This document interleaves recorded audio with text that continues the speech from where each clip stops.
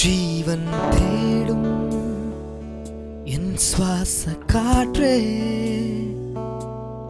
இமைகள் மூட உன்னேசம் கேட்டேன்.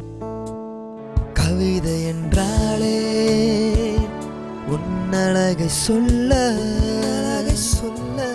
நினைவெல்லாமே உன் வார்த்தை தானே.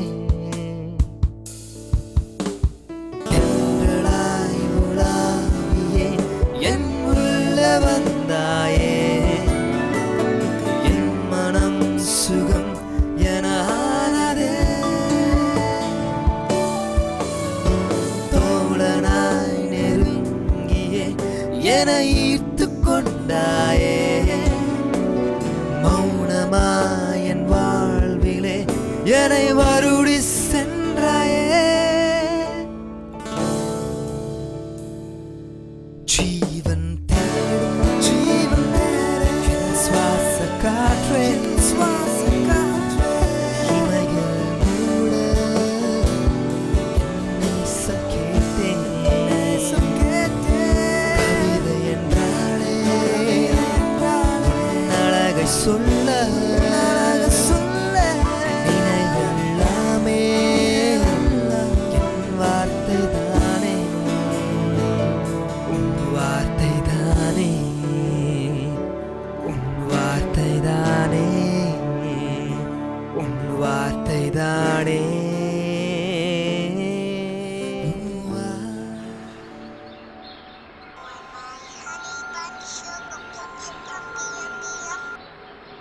டே மதன், எப்படி இருக்க? ஃபைன்டா. என்ன அமெரிக்கா போனதும் இந்தியாவை மறந்துட்டியா? ஃபோன் பண்ணுறதே இல்லை. அதை விட்றா, நீ மாலை இருக்கிறத சித்தப்பா சொன்னாரு. என்ன கவிதை எழுதுறியா? நானும் அப்படி தான் நினைக்கிறேன். சரி, நாளைக்கு எந்த ப்ரொடியூசர்? டே ப்ரொடியூசர் இல்லைடா, டேரக்டர். என்னடா சொல்ற? அவர் ப்ரொடியூசருக்கு ரொம்ப செல்லப்பில்லையா. அவர் ஓகேனா இவரும் டபுள் ஓகே. எத்தனை நாளைக்குடா எப்படி வேலையா கிடைக்காது? அது கிடைக்கும், ஆனால் எனக்கு இதான் வேணும்.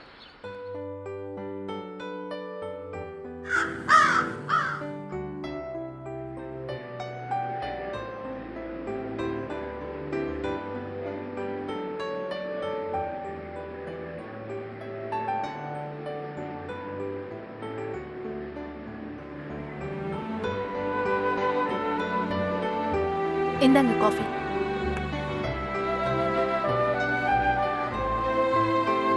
டைரக்டர் 10:30 மணிக்கு தானே வர சொல்லியிருக்காரு.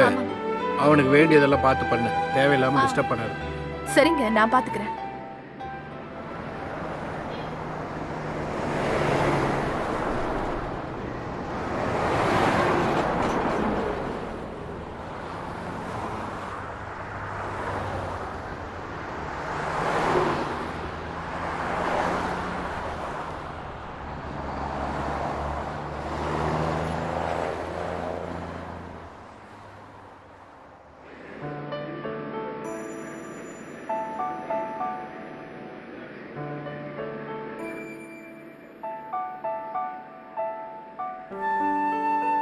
நாளைக்கு தான் டேரக்டரை பார்க்க முடியும் போல இருக்குப்பா.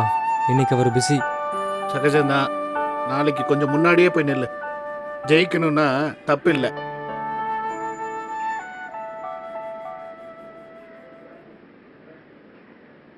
சரி கதிர், டயர்டா இருக்குப்பா, நான் ரெஸ்ட் எடுத்துக்கிட்டுமா? ஓகேப்பா. ரொம்ப நேரம் முழிச்சிருக்காதுடா. ம்.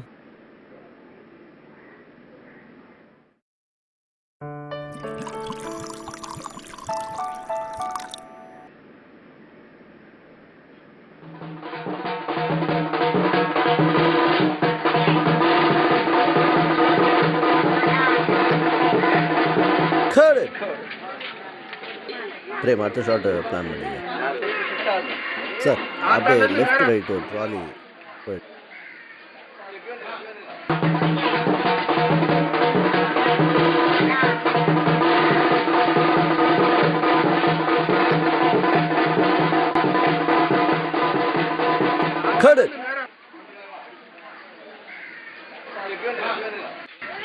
சார் அந்த ஃபேஸில் வந்து ஜூம் போயிடும். Morning sir. ஆ பாலாஜி சார் அனுப்புனார் சார். கதிரா கார்த்திகா? கதிர் சார். நேற்று வந்திருந்தீங்கல்ல? ஆமாம் சார். என்ன மாதிரி சப்ஜெக்ட் பண்ணியிருக்கீங்க? ஃபிக்ஷனும் இல்லாமல் ம் ரியலிசம் இல்லாமல் ம்ஹும். ரெண்டையும் ஜெல் பண்ணி ஒரு எக்ஸ்பெரிமெண்ட் பண்ணலான்னு இருக்கேன் சார். ஏன்பா கமர்ஷியல் டைரக்டராக ட்ரை பண்ணக்கூடாதா? இந்த மாதிரி வேறு லாங்குவேஜ் படத்தெல்லாம் கூட ரீமேக் பண்ணலாம். சார் அது இப்போ சினிமாவில் நல்ல ஸ்டாண்டர்ட் எதிர்பார்க்குறாங்க சார். அப்படி படம் எடுத்தால் தான் ஒரு நல்ல கமர்ஷியல் டைரக்டர்னு பேர் எடுக்க முடியும். ஏதோ சொல்கிறீங்க. ஸ்கிரிப்ட் கொடுத்துட்டு போங்க. Okay sir.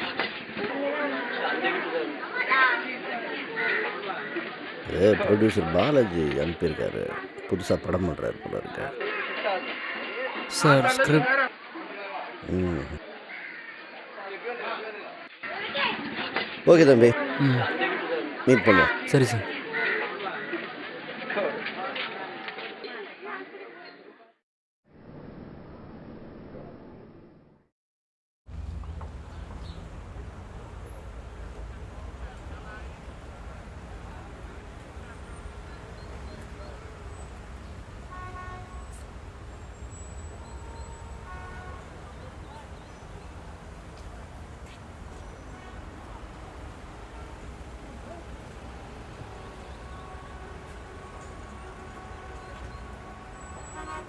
Morning sir.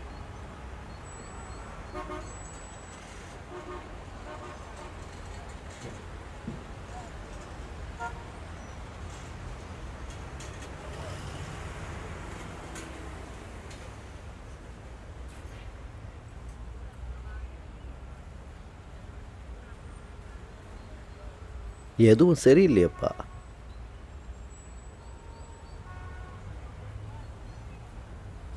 ரொம்ப அமைச்சராக இருக்கே. இல்லை சார், ரொம்ப நாளாக என் மனசில் இந்த கதையை நான் யோசிச்சுட்டு வரேன் சார். முதல் படம் பண்ணால் இந்த கதையை தான் டைரக்ட் பண்ணணுன்னு மூளையை கசக்கி எழுதியிருக்கேன் சார். அப்படி ஒன்றும் பெருசாக இல்லையே. அப்படி ஏதாவது இருந்திருந்தா அது என் மனசை பாதிச்சிருக்கோம்ல. அப்படி ஒரு சீன் கூட இல்லையே சார். நீங்கள் வேணால் திரும்பவும் பொறுமையாக படித்து பார்த்துட்டு சொல்கிறீங்களா சார்?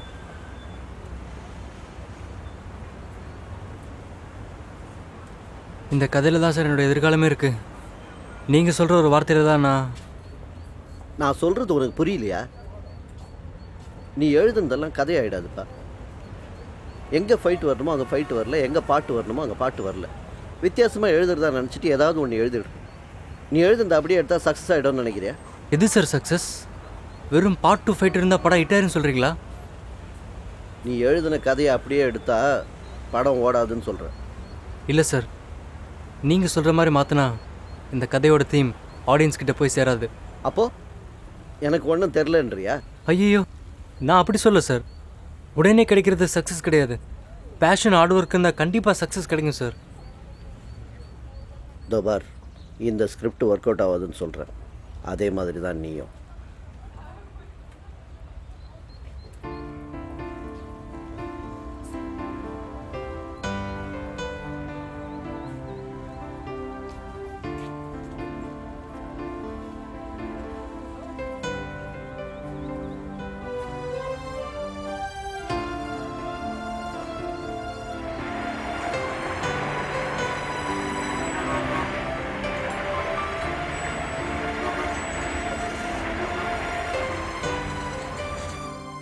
டைரக்டரை பார்க்கணும்னு சொல்லி காலையிலேயே கிளம்பி போனாம்பா.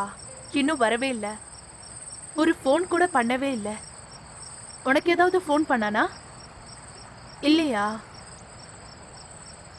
சரி, உனக்கு கால் பண்ண சொல்றியாப்பா? மணி 10 ஆச்சு. எங்க என்ன பண்றானே தெரியல. சரிப்பா.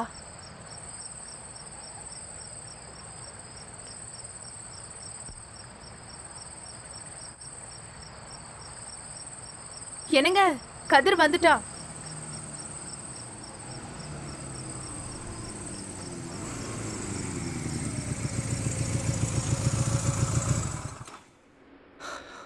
என்னடா எங்க போன? என்னப்பா இவ்வளோ லேட்டா நீ வந்ததே இல்லையே? பா அவங்க நினைக்கிறத வேணுங்கிறாங்கப்பா. நான் என்ன சொல்கிறேன்னு கேட்க கூட மாட்டேங்கிறாங்க. இட்ஸ் ஓகே, கிடைக்கும்பா. இன்னும் நிறைய இருக்கு, ட்ரை பண்ணுவோம். இது வரைக்கும் அதானப்பா பண்ணிகிட்ருக்கேன். ஓகே ஆருன்னு நினச்சேன். சரி விடுப்பா, போய் ரெஸ்ட் எடு, எல்லாம் சரியாயிடும்.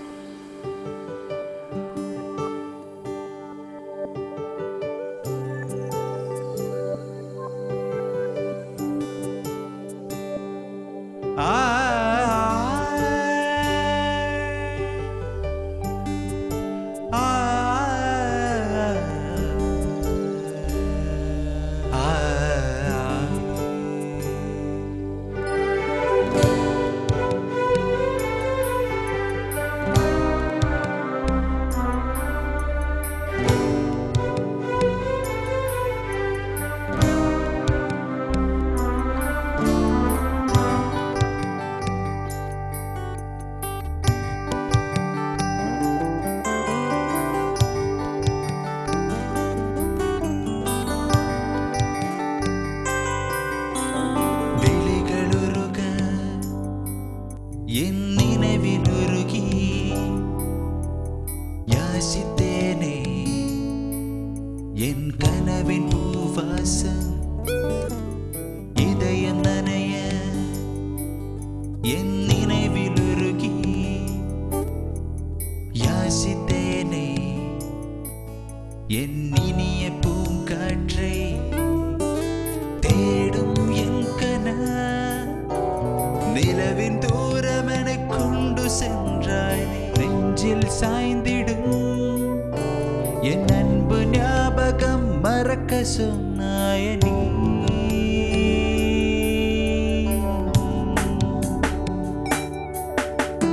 நடந்திடும் சிறு பாதை சொல்லுதே உயிரே உன் மனம் கேட்கும் ஆசைகள் வருமே மலர்ந்திடும் சிறு பூவின் வாசனை உடனே தேடிடும் உன் காலம் மாறிடும் உன்னை நினைத்தே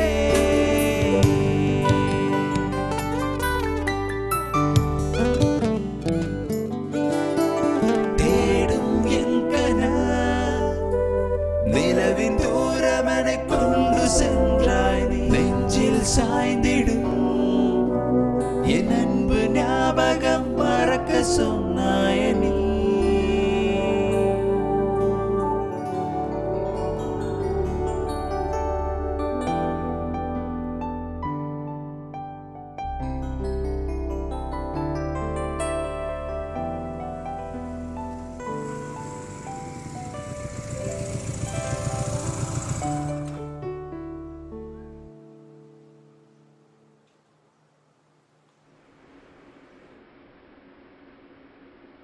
கதிர், இந்தா இந்த பாலக்குடி.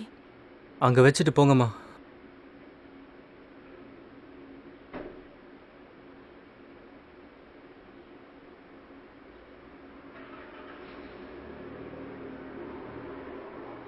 என்னங்க, எத்தனை நாளைக்கு தான் இவன் இப்படியே பார்க்கறது? முடியலங்க. என்னால மட்டும் என்ன பண்றது? நம்ம சைக்காட்ரிஸ்ட் ஜெயபாலனை போய் பார்த்துட்டு வந்தா என்னங்க? அவர்கிட்ட போய் நம்ம பையனை பத்தி பேசுங்க. ஓகே, பார்த்துடலாம்.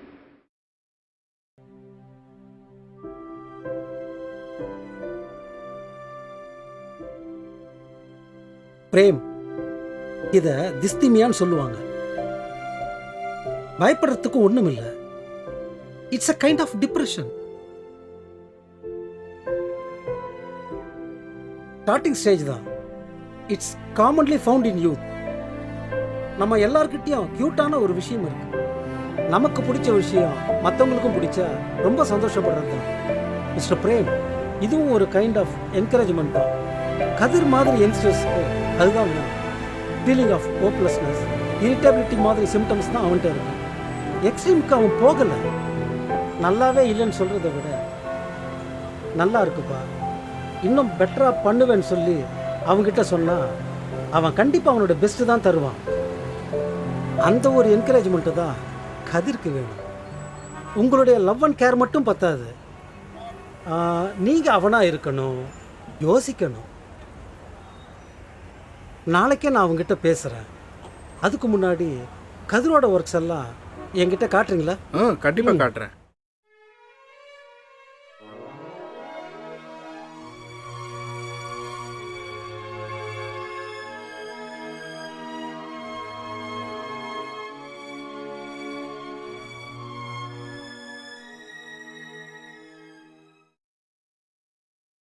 ஹாய் கதிர். Hello uncle. ஞாபகம் இருக்கா என்ன? ஆ நீ பண்ண கதையை சொல்ல.